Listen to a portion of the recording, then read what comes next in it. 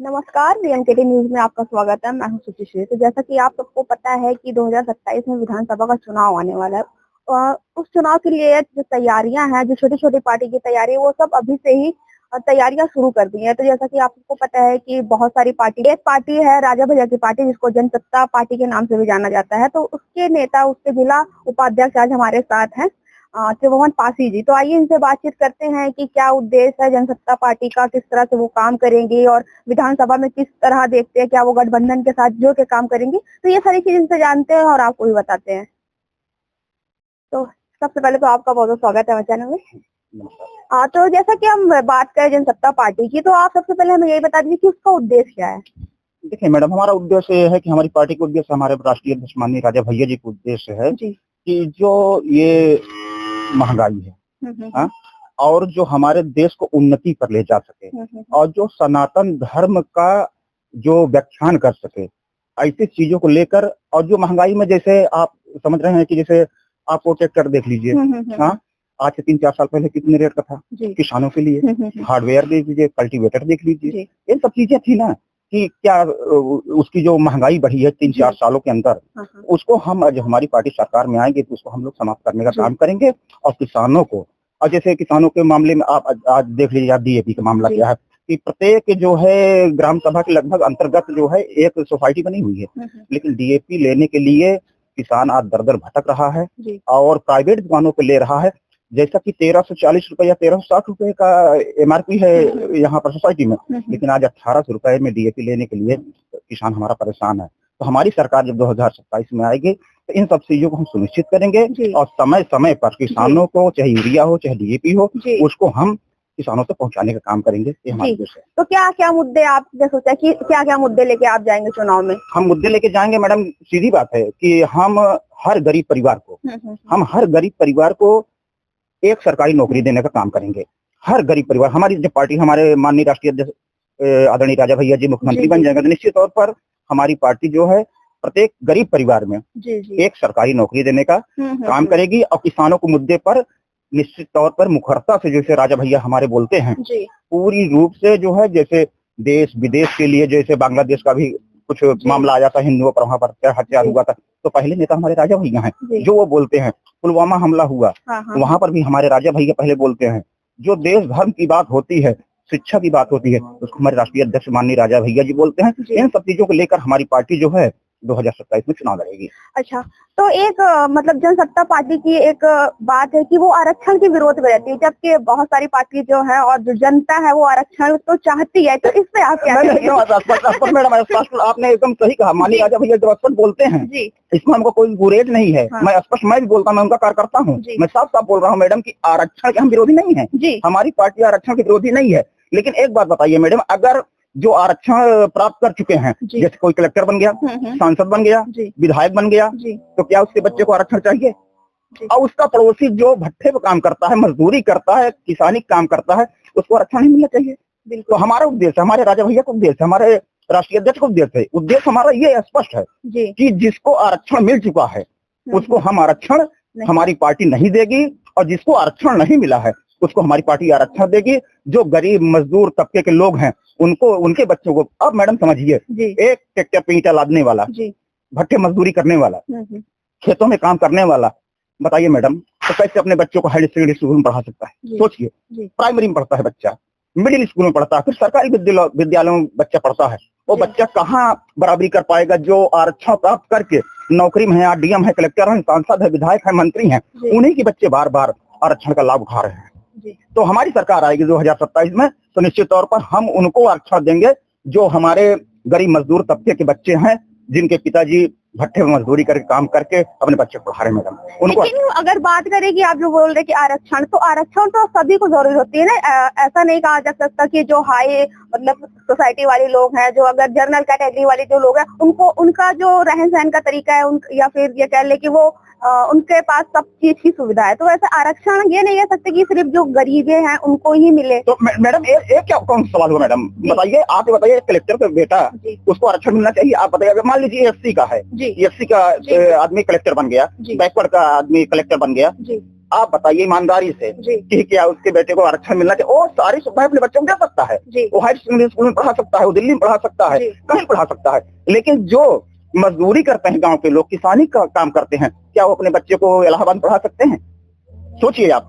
तो उनको हमको आरक्षण देना है जो निश्चित तौर पर गरीब मजदूर तबके के लोग हैं, जो अपने बच्चों को पढ़ाने का काम कर रहे हैं मेहनत मजदूरी करके, उनको आरक्षण देने का हम काम कर रहेंगे। हमारे राष्ट्रीय अध्यक्ष ने स्पष्ट कहा है, इसमें हम गुरेज नहीं करेंगे। ना तो हम घुमा फिरा के बात करें, हमारी पार्टी का उद्देश्य है घुमा फिरा के बात नहीं करना है। हमको स्पष्ट रूप में बताना है कि आरक्षण का लाभ उसको मिलेगा। हमारी सरकार जब आएगी 2027 में, निश्चित तौर पर आएगी, हम सरकार में रहेंगे 2027 में, और 27 में सरकार में आते ही हम वो नियम लाएंगे कि जो गरीब मजदूर तबके के बच्चे हैं उनको आरक्षण का लाभ देकर उनको सरकारी नौकरी में एंट्री कराई जाए। तो सर, जैसे कि अभी आपने बोला था कि जो वीआईपी लोग होते हैं उनके बच्चे हायर स्कूल में जाते हैं और प्राइमरी स्कूल में जो है कि छोटे तबके के लोग हैं वो प्राइमरी स्कूल में जाते हैं, और आप चाहते हैं कि आरक्षण की वजह से वो भी हायर स्कूल में जाए। तो क्या आपको ऐसा लगता है जो प्राइमरी स्कूल की जो सुविधा है वो उस तरह से मेंटेन अभी नहीं है, उसमें बहुत सारी कमियां हैं, किस तरह से आप इसको देखते हैं? जी मैडम, एकदम स्पष्ट है कि मेरी जब सरकार आएगी 2027 में, माननीय राजा भाई हमारे जब मुख्यमंत्री बनेंगे, तो निश्चित तौर पर ये हमारा मामला ये है, स्पष्ट रूप में बता देना चाहता हूँ मैडम कि हमारा मामला ये है कि मैं पहले जो कमियां हैं प्राइमरी स्कूल की उसको हमको दूर करना है। मतलब कमियां हैं? हाँ जी, 100% कमियां हैं। आप बताइए कि जो थोड़ा भी सक्षम हो गया है वो प्राइमरी स्कूल में नहीं पढ़ाता है बच्चों को, स्पष्ट रूप से। आप लोग भी जानते होंगे, नहीं आप सर्वे कर लीजिए, एक प्राइमरी विद्यालय में आज सरकार को स्कूल बंद करना पड़ रहा है। क्यों करना पड़ रहा है? उनकी कमियों को हमको पूर्ण करना चाहिए। जैसे आपको देख लीजिए प्राइवेट स्कूलों में सारी चीजों की सुविधाएं वो देते हैं, जबकि प्राइवेट स्कूलों में एजुकेटेड मास्टर नहीं होते हैं। आप जानते हैं कि हाई स्कूल पढ़ा लड़का और इंटर पढ़ा लड़का वो पढ़ाता है बच्चों को, वहां पर शौक से जो है अभिभावक वहां पढ़ाते हैं, लेकिन क्या है वहां के जो सिस्टमेटिक जो सिस्टम है उसको फॉलो वो लोग करते हैं, लेकिन प्राइमरी में वो नहीं हो पाता है। मैं आपको बता देना चाहता हूँ मैडम कि एक बच्चे पर प्राइमरी में 1400 रुपए खर्च होता है।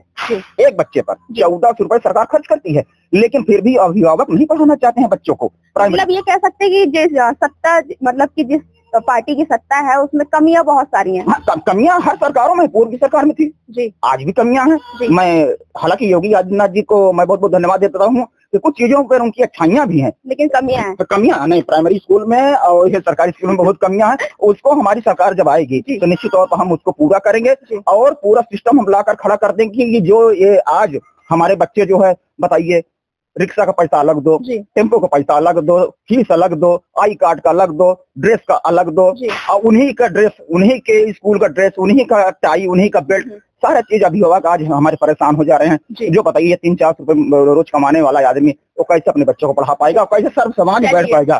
चलिए, अच्छा अब दूसरे मुद्दे पे आ जाते हैं। ये बताइए कि 2000 जैसे विधानसभा में बात कर ले तो क्या आपकी पार्टी जो है वो किसी गठबंधन के साथ जाके लड़ेगी? हाँ, निश्चित तौर पर जो हमारी समान विचारधारा है, जो हमारी समान विचारधारा की पार्टी होगी, अगर उसमें हमको लोगों को ऑफर मिलेगा तो निश्चित तौर पर हम लोग चुनाव उनके साथ मिलकर। आपको क्या लगता है कि मतलब आपके पार्टी के जो राजा भैया जो अध्यक्ष, उनको क्या लगता है कि किससे मिल सकती है आपकी विचारधारा, किस पार्टी के साथ? हाँ मैडम, देखिए वो तो मैडम ऐसा है कि जो हमारे राष्ट्रीय अध्यक्ष हैं वो जो फैसला करेंगे वो सर्वमान्य होगा, वो किसी भी पार्टी से जाए। जो लेकिन हम कह देना चाहते हैं, जो कि मान्य जी से जो हमारी वार्ता होती है, हम जानते हैं मान्य जी को अच्छे ढंग से कि वो समान विचारधारा के लोगों से गठबंधन कर सकते हैं और उसका हम लोग फुल सपोर्ट करें, हम कार्यकर्ता पूरा फुल सपोर्ट करेंगे। जी, तो ये बताइए कि जैसा कि आप जिला जो अध्यक्ष भी है, जिला अध्यक्ष भी है, तो अभी तक आपने क्या क्या कार्य किया है? हमने कार्य के मतलब ये है कि हम लोगों ने गंगा पार प्रयागराज में बच्चा भैया, जिला अध्यक्ष बच्चा भैया हमारे पांडे हैं, तो उनके अगुवाई में हम लोग कार्य कर रहे हैं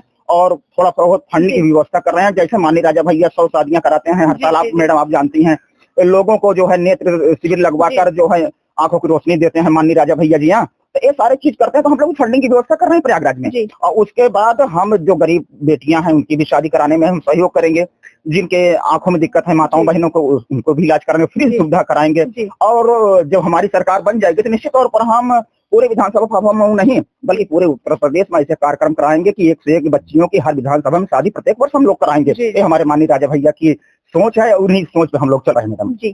तो ऐसा सुनने में आया है कि आपने जो यहाँ के प्रधान है उन पे आपने आरोप लगाया कि उन्होंने जमीन कब्जा का आरोप आपने उन पे लगाया, ये कितनी हद तक? बस वही बात है मैडम कि जनता जनार्दन थोड़ा से यहाँ पर मतलब पढ़ी लिखी कम है, गांव के लोग हैं हम लोग, बस वही हाल है कि दूध की रखवाली दिल्ली से हमारी जनता क्या करती है, दूध की रखवाली दिल्ली से कराती है।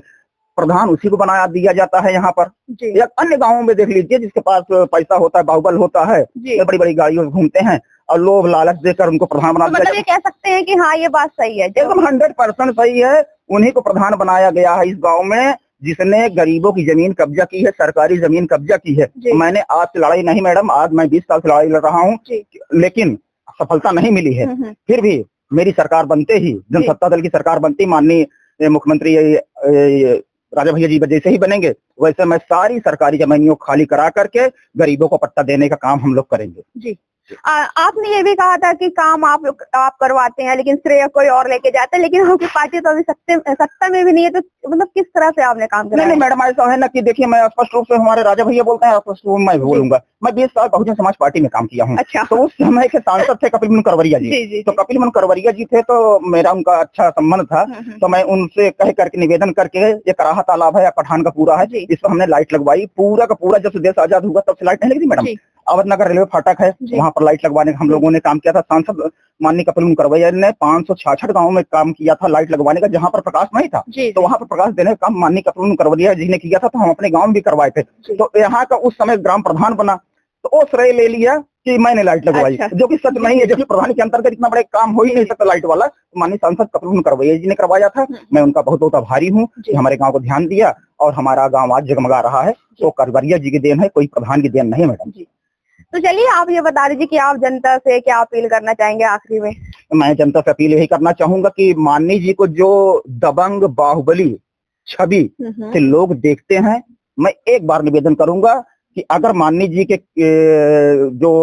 को जो समझते हैं लोग, एक बार यहाँ से हमारे घर से उनका घर मात्र 1 किलोमीटर, मतलब 1 घंटे का रास्ता है। हम जाकर देख लें कि माननीय जी की छवि कैसे है। माननीय जी निश्चित तौर पर, अगर आज कोई पार्टी कहती है, चाहे समाजवादी पार्टी हो, चाहे बहुजन समाज पार्टी हो, कहती है कि हम बहुजनों का हित कर रहे हैं, तो निश्चित तौर मैडम जी, आपके चैनल के माध्यम से बता देना चाहता हूं कि माननीय राजा भैया जैसा बहुजन सेवक आज तक पैदा नहीं हुआ है। निश्चित तौर पर बता देना चाहता हूँ कि वहां पर जाकर देख लीजिए, एससी समाज के, बैकवर्ड समाज के या जनरल समाज के जो गरीब लोग हैं, वहीं पर जाते हैं। और एक मैडम और बात बता देना चाहता हूँ आपको कि जैसे यहाँ हमारा प्रयागराज है, यहाँ पर थोड़ा हम आपस में परिवार में झगड़ा हो गया, हम लोग थाना चौकी जाते हैं, 5,000 आप दो, 5,000 आप दो, हाँ, वहाँ मामला ऐसा होता, फिर कोर्ट कचहरी मुकदमा हम लोग लड़ते हैं। लेकिन माननीय राजा भैया जी ये सारा पैसा वहाँ पर बचा देते हैं मैडम।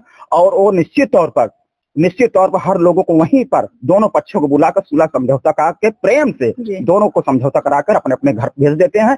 ये सब चीजें कुंडा और बाबागंज में हो रही हैं। और हमारी सरकार बनते ही, जैसे ही हम 2027 में आएंगे सरकार में, ये सारी चीज हम लागू करेंगे। ये कोर्ट कचहरी, थाना चौकी, ये सब हम लोग नहीं करेंगे। हम लोग आपस में दोनों पक्षों को बैठाकर उसका सुलह समझौता करके और दोनों लोगों को हंसी खुशी अपने घर भेजने का काम करेंगे। हमारी पार्टी का उद्देश्य है मैडम। जी, चलिए। तो जैसा कि आप लोग ने देखा, अभी हमारे साथ जनसत्ता दल के जिला उपाध्यक्ष त्रिभुवन पासी थे। उनसे हमने बातचीत की कि जनसत्ता पार्टी का उद्देश्य क्या है, और जो विधानसभा का जो चुनाव आने वाला है उसमें वो किस तरह से भाग लेंगे, उनकी किस तरह से तैयारी है, ये सारी मुद्दे पे उनसे हमने बात की। जैसा कि उन्होंने कहा है कि उनके जो अध्यक्ष, उनके पार्टी के जो अध्यक्ष है, वो गरीबों के मसीहा है। जो अगर समाजवादी पार्टी या बीएसपी की बात कर ले, जो कहती है वो गरीबों के या छोटे लोगों की मसीहा है, वो सब वैसा कुछ नहीं है। असली मसीहा जो है वो राजा भैया जी हैं। तो यही सब बात मुद्दे पे उनसे बातचीत की। तो जैसा कि आप लोग जान रहे हैं कि 2027 में विधानसभा का चुनाव आने वाला है, तो देखते हैं कि किसकी सरकार बनेगी, किसकी सरकार नहीं बनेगी। तो ऐसे ही खबरों के साथ और ऐसे ही वीडियो के साथ बने रहने के लिए आप हमारा वीएमके न्यूज को फॉलो करते रहिए। मैं सुश्री वीडियो न्यूज सुप्रिया शर्मा के साथ फिर मिलेंगे। धन्यवाद।